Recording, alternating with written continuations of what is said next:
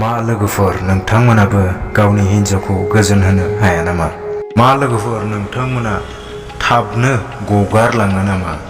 अब्ला नोंथांमोना नैबे भिडिअखौ जोबनायसिम नायलां। दिनैनि नैबे भिडिअआव जोङो मोननैसो टेब्लेट एबा स्प्रेफोरनि मुंफोर खोन्थागोन, जायफोर स्प्रे एबा मेडिसिनफोरा नोंथांमोननि थाबनो गनायखौ एसेब्लाबो बांहोगोन। अन्नानै 18 बोसोर जायै उन्दै गथ'फोरा नैबे भिडिअनिफ्राय जानगाराव थाब्लानो जाबाय, मानोना जोङो नैबे भिडिअखौ खालि सोलोंथाइनि थाखायल'सो बानायनाय जादों आरो 18 बोसोर बैसोनि थाखायल'सो। फैदो अब्ला दिनैनि भिडिअखौ जागायनोसै। सेथि नम्बरावनो दं सिलडेनाफिल, जाय भियाग्रा ब्रान्डनिफ्राय फैनाय। बेयो जाबाय मोनसे टेब्लेट। बे टेब्लेटआ नोंथांनि थाबनो गनायखौ 1 घन्टासिम बांहोनोबो हागौ, जायखौ जों इरेक्टाइल डिसफांक्शन होननानै बुङो, एबा आथोन गेलेजेनब्लानो गयो एबा 1-2 मिनिटनि उनावनो गयो। बेफोरबायदि बेरामखौ बे टेब्लेटआ एसेब्लाबो खारहोयो।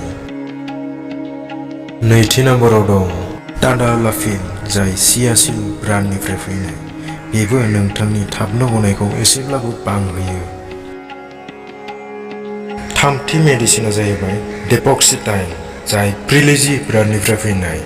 बेबो मोनसे टेब्लेट जाय नोंथांनि आथोन गेलेनायाव पावारखौ बांहोगोन एबा थाबनो गनायखौ 1 घन्टासिमहालागै बांहोनोबो हागौ।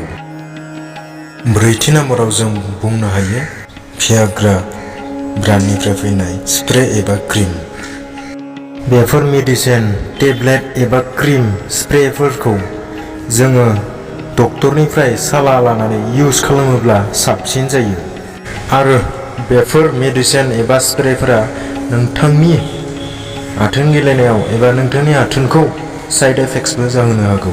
एसे साबधानै इउज खालामब्लानो जाबाय। नोंथांमोना इनफरमेशनखौ मोजां नांदोंब्ला भिडिअखौ लाइक खालाम आरो चेनेलखौ साबस्क्राइब खालाम।